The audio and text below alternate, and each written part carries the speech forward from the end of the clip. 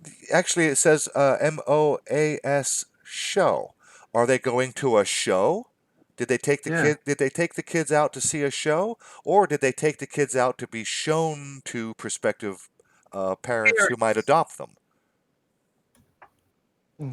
And if Who they're knows? and if they're being like the flyers who needed parents for orphans, that's not kids going to be slaves, because parents, individual people, will show up and adopt these kids, and then what? They become parents, not fucking Yep. slave owners to dig mud flood. Yeah, exactly. Everything about this whole story, nothing makes sense. And then when you get in, and I know I'm belittling the point here with these orphans, but here, merchant farmers, friends generally, um, children without homes.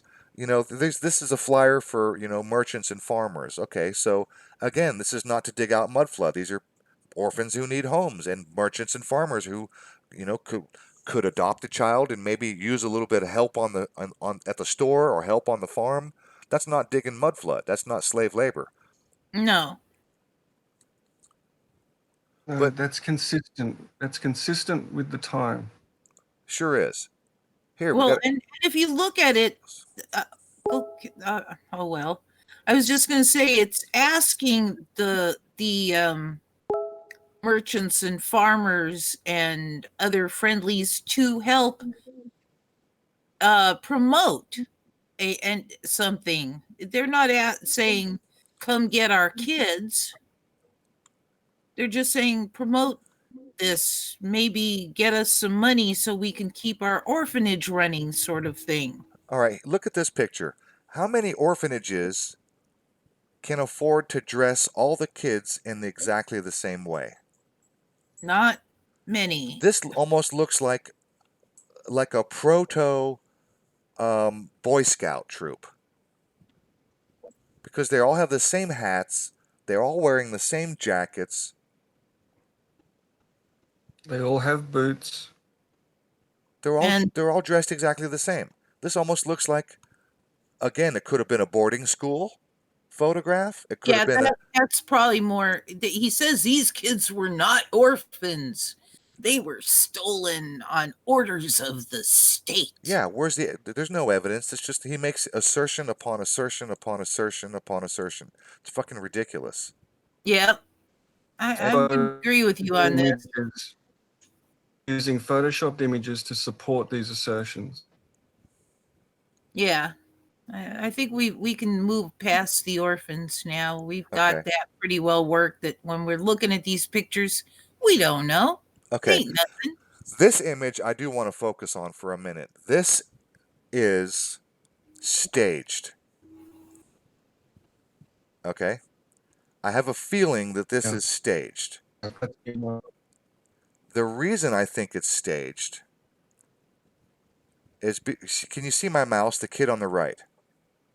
Yeah. It's been wiped on. Can you tell. see the sharp line? His jaw is clean, his ear is clean, his neck is clean, and there's Yeah. a sharp line of dirt right there. Someone smeared dirt on this kid for the photo.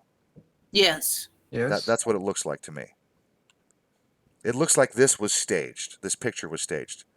This kid here on the left, he's got a nice waistcoat and a pocket watch.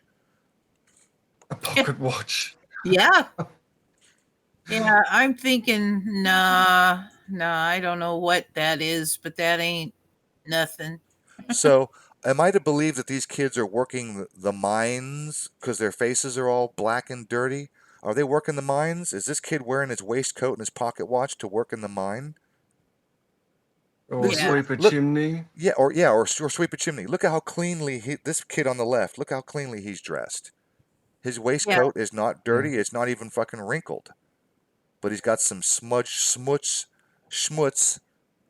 There's a nice Yiddish word for you, schmutz. I think this Kid on photo the is far left. I think this photo is staged.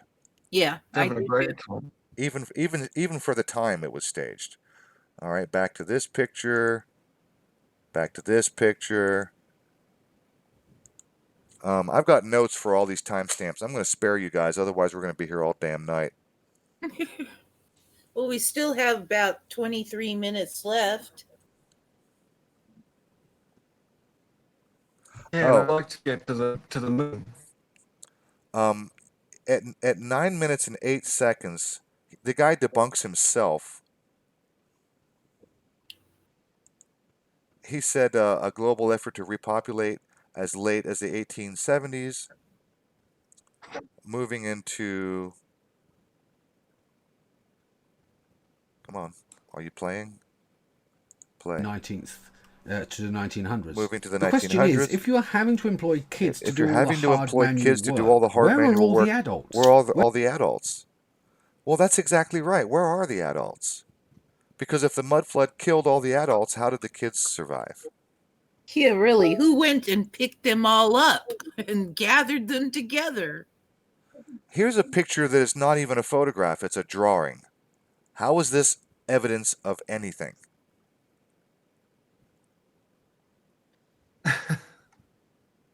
It's a woodcut. Here's another one. It's not even a photograph, it's a drawing. It's almost as if something had wiped out most of the adult population, as you can see quite. This is so retarded. It's almost as if something had wiped out most of the adult population. This is a drawing. It's an artistic rendition. It's a drawing. This is a woodcut. Unbelievable. Clearly, Yeah, and look at all those adults in there. Here, yeah, good point, Amy. Yeah. Here's another one. It's just a fucking an artist. It's a picture. It's not a look, photograph. I see one child. And on this goes. I mean, I could literally spend all night. Here's one. Where are all the people? I don't know. In church? I mean, this is early in the morning. You can see Yeah, you can see by the shadows. You can tell by the shadows that the sun is off to the left, kind of low. Otherwise, Yep. The shadow of this horse and buggy right here wouldn't be what it is. You can actually see a few people meandering around. If you look closely near the buildings on the sidewalk, they're not in the middle of the damn street. They're up here near the buildings doing their business. What does this prove? And any vehicle moving across the bridge won't be exposed. Oh, and by the way, only the vehicles standing still. And by the way, do you guys recognize what city this is?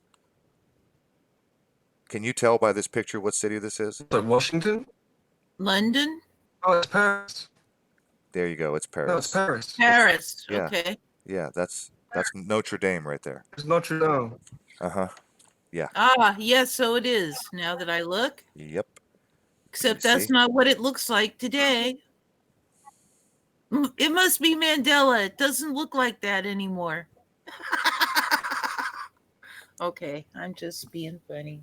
And how convenient that the mud flood went right up to the bottom of the door on all these buildings. Yeah. Or maybe the slave labor children dug that all out. I do want to get on to what Daniel wants to cover about the moon. I do want to get on to that. But, okay. But before we leave mud flood, we cannot leave out this idea of this Tatarian civilization having free energy. Because that's part of this mud flood narrative. Yes. This kind of freaking bullshit. I'm going to try to not to swear too much. But this idea that they had Tesla technology and that these spires on these buildings, like here, look in the side of the circles, these little Art Deco, like right here. Yes. Uh-huh. Okay, this is a freaking shop, and that's a cabinet, and he's got them circled in red. What the fuck are you trying to tell me, that this cabinet is picking up free energy, and you have to have these little Art Deco things on top? It is so... Yeah, that aspect definitely never made sense to me. And that's not a photo. No, this is not a photo. Well, actually, it could be a photo. It could be a screen grab from a commercial. It looks like an auto. No, the one before with the cabinets. Oh yeah, that's not a photo. Yeah, that's not a photo. That's a woodcut. Yep.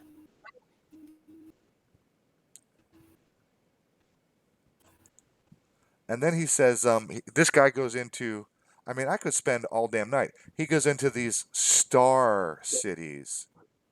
That's not a star city. That's called a fort. And those stars, Starford. Yeah. that's a fort. Yes. And they're built very specifically because they're defensible. They're much Yeah. more easily defended They're than. You can put Yes. more people on the wall. well, look, the people.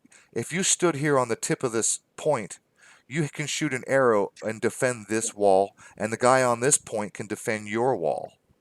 So Yep. if somebody wants to run up as a siege and try to attack your wall, Yeah, you've got. this star pattern creates literally the only shape where it's defendable. You can defend the outside of the wall from the other walls. From inside Yes. the fort, you can defend the outside of the wall. This is the only pattern that will allow you to do this. And that's why we have these forts. And the castle in the middle where the lord or whoever lived. These are defensible positions. It has nothing to do with energy, and it's not a star city. Okay, this is a big one. And yeah, there's maybe you call it a small city inside, but these are forts. These are defensive positions. That's all they are. Yeah. And all Mhm. cities were. All cities had walls.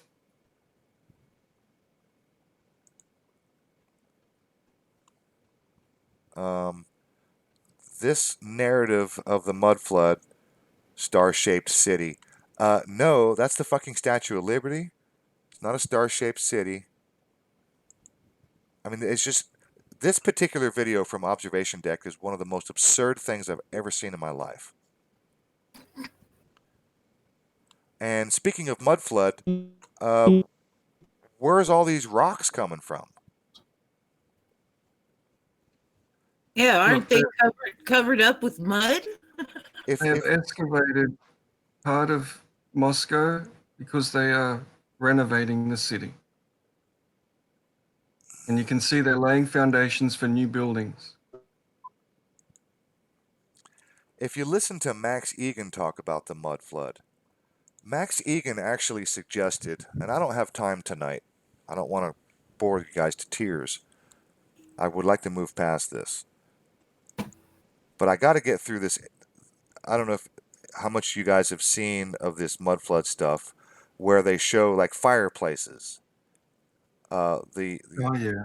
What are they called? The irons that hold logs, the decorative irons that hold the fireplace logs. And here we go, right there. Yeah, that's just part of the free energy.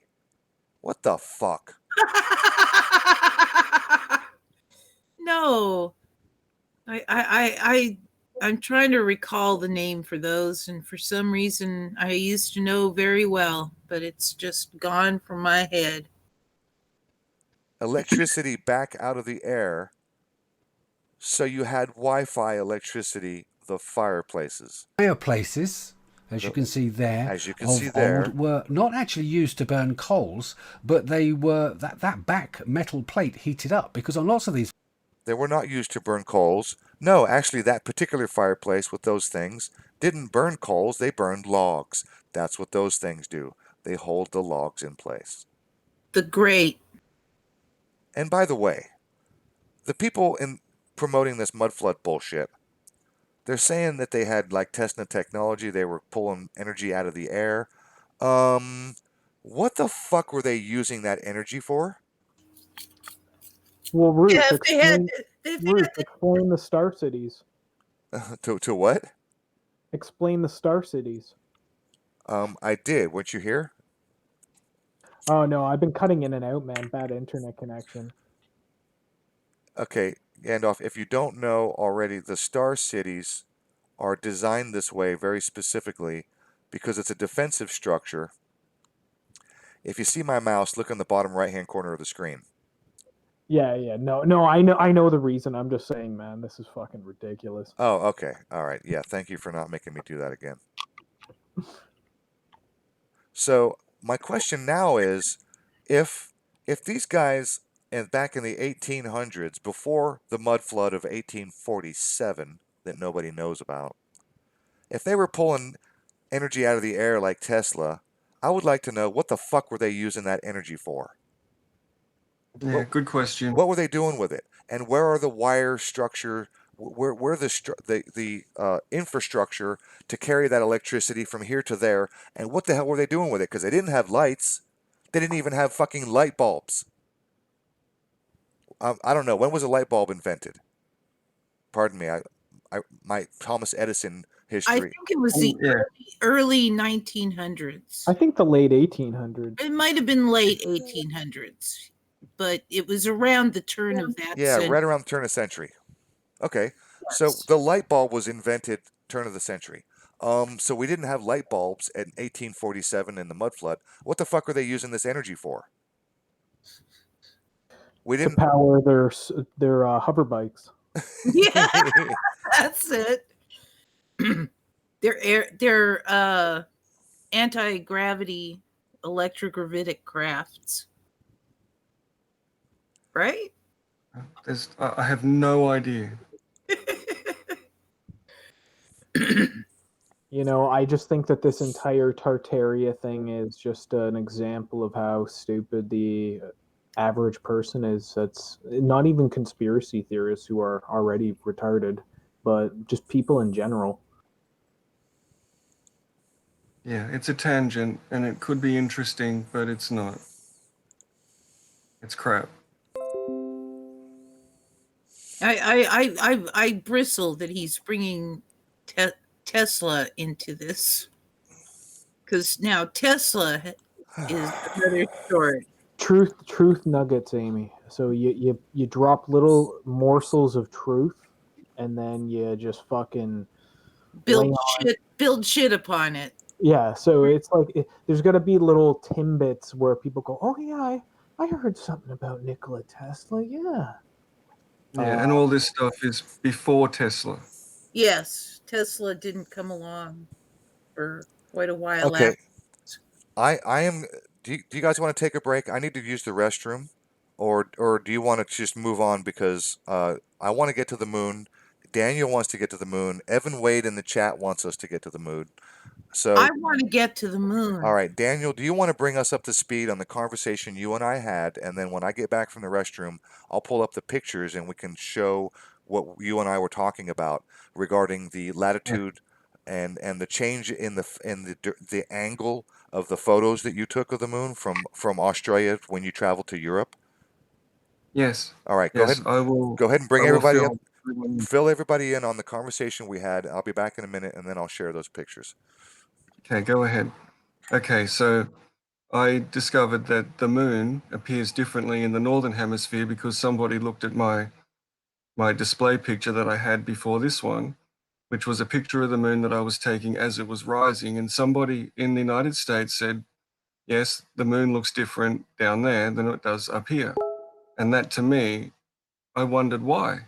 Why would the moon look different? And I thought, well, this may be evidence that the Earth isn't a globe.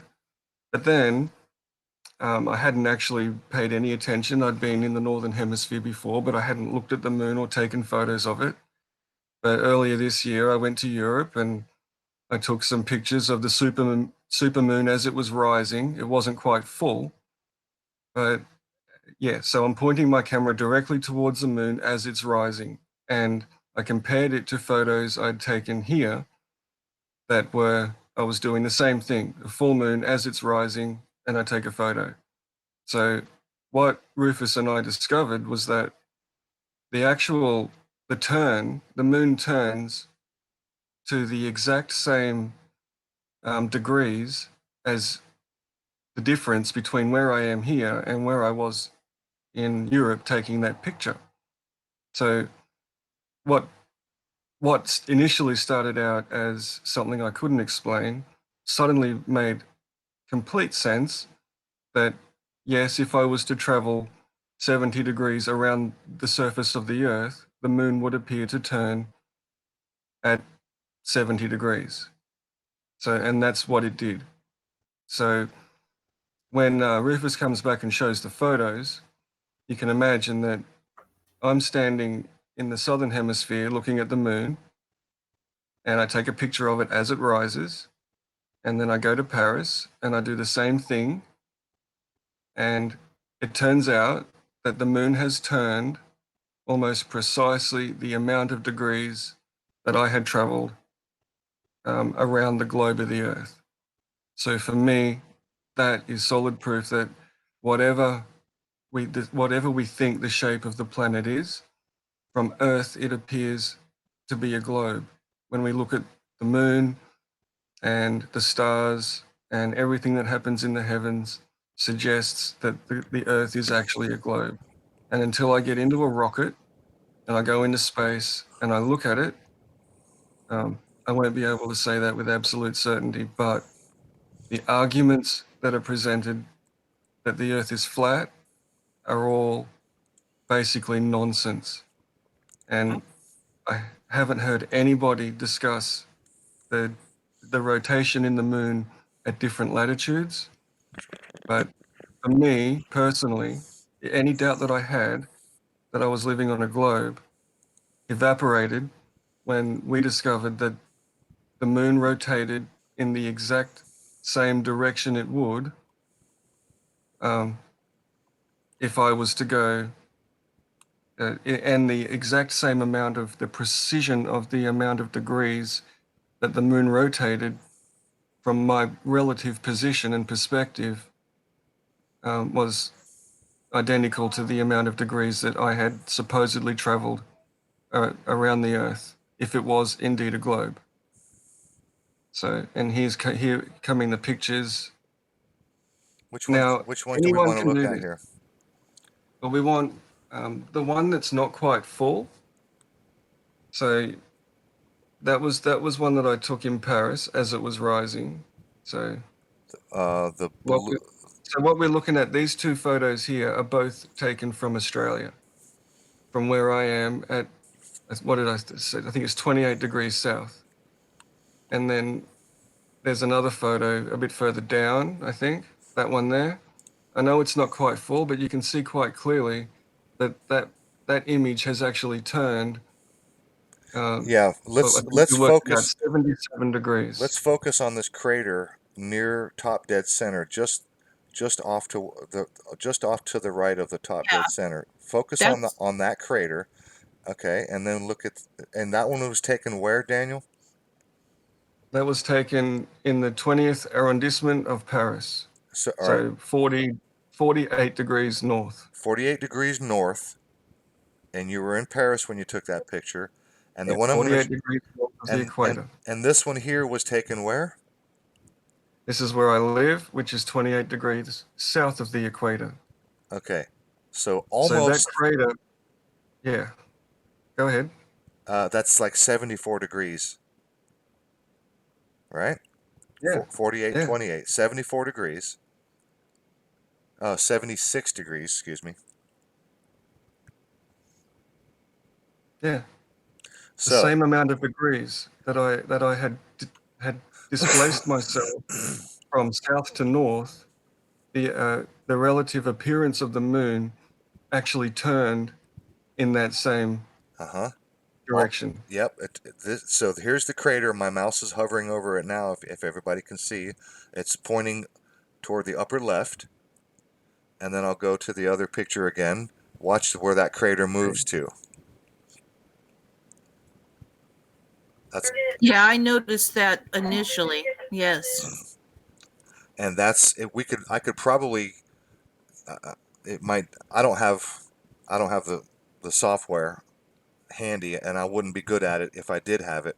But we could probably, create drop these into like a Photoshop or a photo program, and then draw some like angular Yeah, lines I could do it. and literally measure the actual difference between these two pictures. Yeah, well, we can see that it's approximately the same amount of degrees that I had traveled around the world. It sure looks like 75, 76 degrees. It's almost 90 degrees. It's not quite 90 degrees, but the Yeah, difference and from keep in mind that I'm taking a picture with a camera, so I'm trying to keep the camera level, but precision is not there. And just bear that little bit of error into account. that is the difference in the appearance of the moon. So anyone can do this. They can take a photo of the moon as it's rising, where they are, and then they can go to the north or southern hemisphere, and they can take into account the amount of degrees that we supposedly had covered in that distance, in your travel. and Yep. then and then it will line up with the The actual the angle of the change of the image of the moon. Absolutely. yeah. So the moon hasn't changed. You have, because the moon's out there at 250,000 miles or whatever, 238. and so there you go. So that's what they say, and that would be consistent with what we're seeing right here. So to me, that my That's doubts that I had on the planet being a globe and there being curvature all evaporated when we put that together and we discovered that that turn in degrees was equal to the yeah, latitude equal to change. the amount of yes, there you are. Yeah. So the angular So difference between this image and this image are equal to the latitude change from where you are now to where you went in Europe. yeah, and that makes sense So, from your perspective on the globe being at a different angle. So I'd like to see that one debunked. I'd like to see how a flat earther can explain why that happens. But all of us who live in the first world, most of us can at some point take a trip to the opposite hemisphere.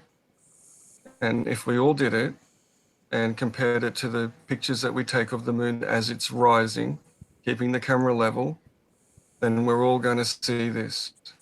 And how do we explain the Earth being flat? That's the case. And I can't.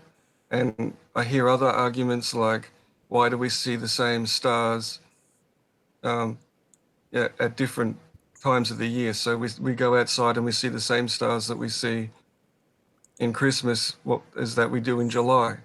And that is an outright lie. I go outside every night. I don't smoke cigarettes inside. So I'll go outside at night to have a cigarette and I look at the sky. Or I just like to go out and look at the sky anyway. I love moonlight and starlight.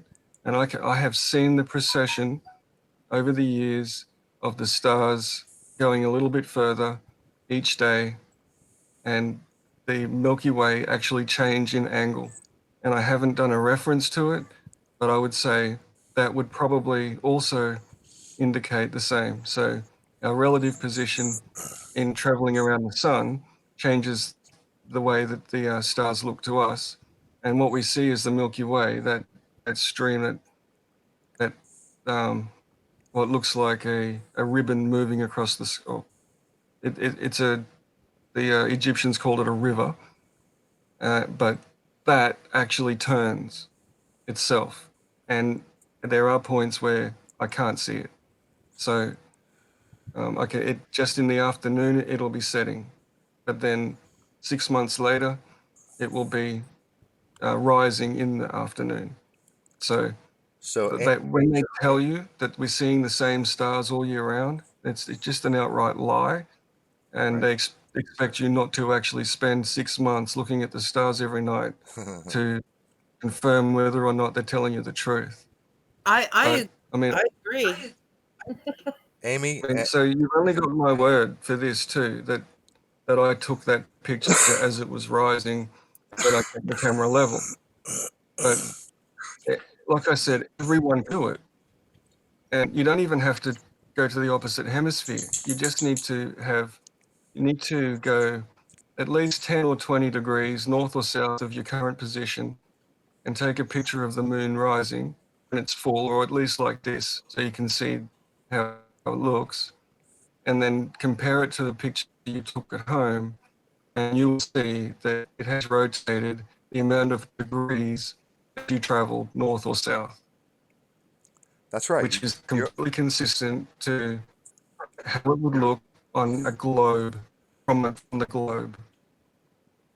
That's right. But the argument will be that this is CGI or the moon's closer. or some crap like that Or you're that makes no sense.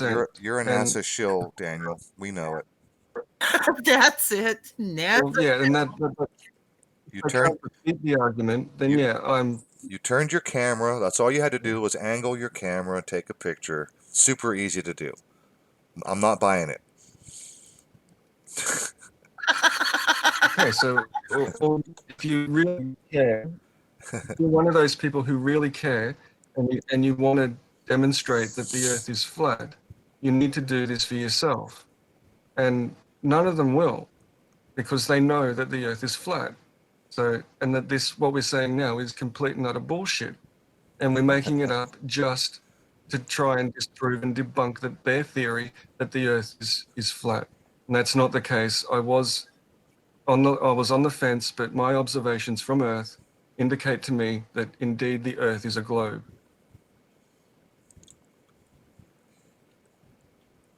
So as And it long, makes more sense. yeah, absolutely, absolutely. But From, you do have this image that I'm showing right now where we can see through the moon, right? yeah, but you've got the other image that I sent you. Go back a bit and show the image of the crescent moon where the Earth is lighting up the rest of the moon. And that will be clear too. You do remember that picture I sent you? I Because should. I've seen this. I've seen people saying this. Look, we can't see. It's back further. It's one of the first pictures there. There you are.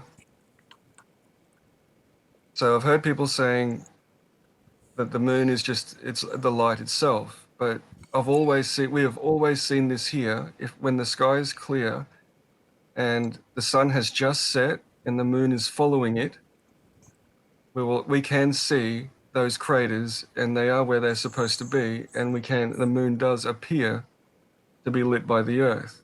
So the glow of the Earth which is 4 times the size of the It's moon. backlighting the back side of the moon here, so some of the reflection off of the Earth is hitting the dark side, or Well, no, that's not the dark the side. dark That's the side that always faces. yeah, That's the shadow. I was about to correct myself. The dark portion, the dark area, you can actually clearly see the outline of the moon, and it's dark, but you can see it. It's not, it's that's even a better one right there. You can see Yeah, the very, blue one. There you go. You can actually see the craters. You can see that is a full moon that hasn't been lit. Something Yep. else is lighting that up, and the reason it's coming through clearer as blue is in the blue filter is because the Earth is quite blue, apparently, from the moon. Now, the Earth would appear from the moon 4 times larger than what the moon appears to us. So it would cast a lot of light out there on the moon.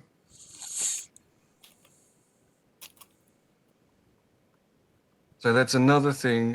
It debunks the the orthodox religious people saying that the moon is see-through, and that people have seen stars where the moon's supposed to be, yeah, yeah, and what they didn't see a star. They They may saw. have seen a UFO, but Yeah. they were not seeing through the moon. No. no, they're not. What they're seeing is that our atmosphere, because you Yep. have to look through 20 miles, our atmosphere is like 20 miles thick. There's too much light in the sky now to see that. You're And looking through 20 miles of atmosphere at a portion of the moon that's not being illuminated and sending light back to us. So the dominant color, the dominant thing you're going to see is the atmosphere itself. yeah, and this is a waxing moon that is rising as the sun is still setting. So the sun is still in the west, and the moon's rising in the east at the same time. And that as the moon waxes to full, that rising of the moon gets later and later by an hour each day, and eventually you get to the point where the sun sets and the moon rises at the same time, and that's when we have a full moon. But then as the moon wanes back to a crescent, it ends up setting just after the moon, which is that other photo I showed you, where the bottom of the moon is completely lit up, but the top of it isn't. because the moon is following the sun down below the horizon. So you can see, and the sun is below it. The sun has just set, but just off to the south. So the moon is following the sun down, but it's a little bit north of where the sun went down. So, and that's why that crescent is off to that side. And because the atmosphere was so clear in winter here, the atmosphere, the stars can actually give you light. You can see by the light of the stars. And I live in an area where there I is can learn to understand you much better if I can get familiar with the way. kilometers from a decent city. So I can see the night sky very clearly. And I've been seeing this my whole life. So when I heard them say that we can see through the moon when it's crescent, I'm like, no, I need to take a photo of the moon, of the new moon, as it sets after the sun, and because we can actually see the craters on it. And there they are. And as far as the other photos go, I mean, I don't have the original images are not, they're time-stamped, but they're not location. But I can show you, if you need to see it, I can show you my passport that shows you I was in Paris, or France at least. So yeah, I was gonna say At that time. I was gonna say you must have been in Paris because that's the same. That round crater is the same as this crater, right there. It's in the same position. No, I took that Our picture. See, the moon is setting. I took that picture from here just last month, the crescent, but it's setting. So the moon goes over us and doesn't turn at all. So what we see coming up, that actually then goes down first so when it sets. okay, so this image I'm looking So at. what we're seeing is the bottom of the moon. So this image I'm looking at right now, you took in Australia. Yeah. Yeah. This is the picture you took in Yep. in That one Paris, from, right? yes. Okay. Yeah, So that would make sense. when I look at this image and I try to identify, you said Yeah, that it's upside down now. you took this But picture. look at the bottom, you can see the mouth at the bottom. So it's upside down because it's setting now. So the part that is at the top when it's rising is now at the bottom when it's setting. Yeah. Because the moon does not turn as it goes overhead. Yes. That makes sense. The spatial perception genius says absolutely that's how it works. So it's a extremely interesting topic, and and to debate that the Earth is flat or a sphere may entertain you, but from what we can tell on Earth, it certainly appears to be a sphere. And if you travel, you will see these things too. And if you pay attention to the stars every night for a year, you will see that them proceed in a way that's consistent with us orbiting a sun. So we do see different stars at different times of year, and as we progress around the sun, that progression does a 360-degree turn and comes back to where it began. So for every night, or at least once a week, for a year, go out and look at the stars, find a constellation, Okay. identify it, and then go out at the same time the next week, and you will see it's moved a little bit. It's actually it's advanced. Okay. Yes. It advances slowly. Yep. Okay. I And know then, that Sirius is known to be unseen for 70 days. yeah, Okay. because you're in the wrong place Okay. to see it. I can see what you're saying. This moon is completely upside down. If I draw a picture Yep. around this little batch of cratering or spotting on the moon, I can see that that's this portion right here where my mouse is, and it's completely upside down. Yes. So Yep. so this is an upside down version of the image that where my mouse is. Gotcha. Makes sense now. I don't have the metadata. When I transfer those photos to you on Skype, I don't know if the metadata went with them. I don't know if it's the original photo. I definitely email the original photos, and you can see the timestamps on them. And I can show you my passport, shows you that when I took this picture, I was in Paris, and I was not considering the actual turn of the moon, but rising up over the building, and I just decided to zoom in and get a big one. You're breaking It up, wasn't until Daniel. discussing You're breaking up again. Yeah, you are Okay. breaking up again, and it's 10:15. So, do we want to wrap this up, or do we have anything else do we want to cover specifically? Gandalf or anybody? Hey, King Nine, what's up, bro? The Josh is still going live, right? Probably. I expect he probably will be. Okay, well, yeah, 3 hours is good, man.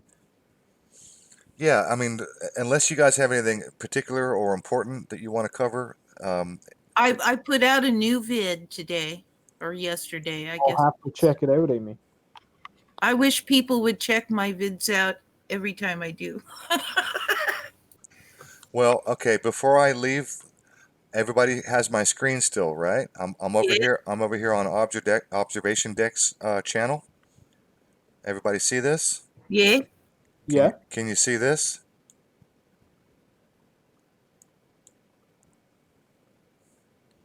good man. Well, I think I may be doing the same then. Bye bye, brah. I don't think I was ever subscribed in the first place. Thank God. You know, if you're gonna put out fucking trash like that, and it is literally just trash. That video was the worst. And Max Egan is, he's one of the biggest pushers of this mud flood. And Max Egan, I'm sorry, but I used to have respect for him until he got into this mud flood Tartaria nonsense. And it is literally nonsense from start to finish. There is nothing about it that makes any sense. None of it. It's assertion upon assertion, backed up by Photoshop fucking pictures, and we showed that earlier for anybody who's just tuning in. We completely, literally on the spot, just debunked one of those images by showing that it was Photoshop. Um, and I'm kind of proud of myself. I looked closely enough and I said, holy fuck, those are the two same, those images of the people standing there showing the difference between, the levels of the ground. That was without doubt, without question, that was complete and utter Photoshop bullshit. So, I don't, Max is just looking for material, just looking for new material to keep people watching and listening to what he has to say he's and also turning up to the speculating. speaking event. He's also, Yes, he is. he's also speculating in order to support the nonsense. Because I've literally heard him. Yeah. In fact, I didn't get time tonight, but for anybody who gives a shit, if you want to see something fun, go over to Bob the Science Guy channel. He's not the most entertaining fellow, but he's definitely worth having a look at. He takes a piss on Max Egan, and he's got like a 4-part series on Max Egan so far. Look at Bob the Science Guy's most recent video on Max Egan. Max Egan said that the mud came from a worldwide earthquake, and the mud came up from underground through the process of liquefaction. And I mean, let's be honest. If there was a worldwide mud flood in 1847, then it would take one hell of a long time for the forests and the grasses and the farmlands to recover. In fact, if it was a worldwide mud flood, as Max Egan promotes, covering all the farmland with mud would literally kill everyone. We would all starve to death. That's right. And there would be oral histories, and There'd be people would written still be history, there'd be speaking about photographic history, there would be oral it. and written and photographic, because in 1847 they were taking pictures, so we would have all of that evidence. Nobody has any pictures of any fucking city buried in mud. All you have are pictures of construction sites. That's all you fucking have. Oh, and Photoshop pictures. That's what you have. You have Photoshop. You have assertion upon assertion backed up by Photoshop, backed up by more assertions. So Now, I'm not actually defending Max in this because I think he's out of line, and I've tried to tell him several times. But what he's doing is he's not looking at this thing objectively, and he's not accepting the contradictions as, you know, potential disproof. He's just running with something that he believes himself to be true. And why he's doing that, we can only speculate, but I know he's not getting a paycheck to say this stuff except through his subscribers who because he comes on YouTube every week and he has something to say that's interesting. And when he's running out of interesting stuff to say, he goes back to this fake history. And because he knows that people are willing to listen to it, and it keeps his audience up, it keeps his Patreon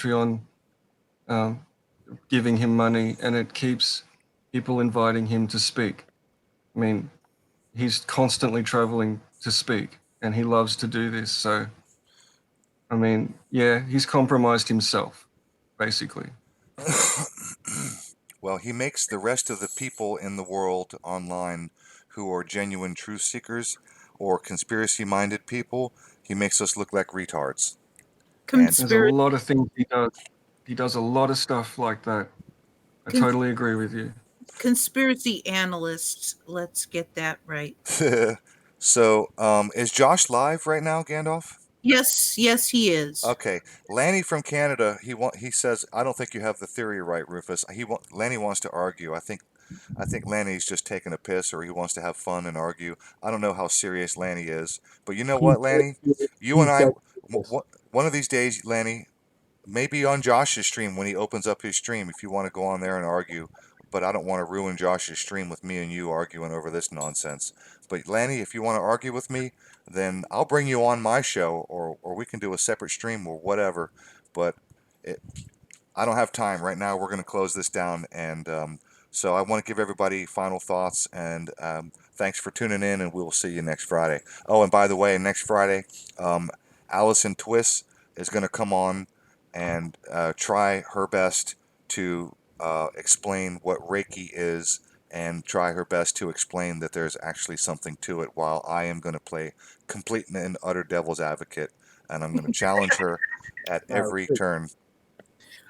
So, Looking forward to that. So final thoughts, everyone. Go with you, Amy, and Amy Gandalf, and then we'll give Daniel final thoughts, and then we'll close it out. My final thoughts are love always, and check out my vids. You know, don't listen to what anyone here has to say or the facts. You know, make your own reality. Yeah, well said. Don't follow a narrative. Just investigate it yourself and look at it objectively with an open mind, but not so open that your brains fall out. And with that, my final thoughts are the same as they always are. Be good to each other and pick up your fucking trash. And I will see you guys on the flip side. I'm out. You guys in the hangout, if you want to stay still for a minute, I'm just going to kill the OBS and we can chat on the hangout briefly, and then I'm going to go over to Josh's channel. So thanks everybody for being here, and we'll see you next time.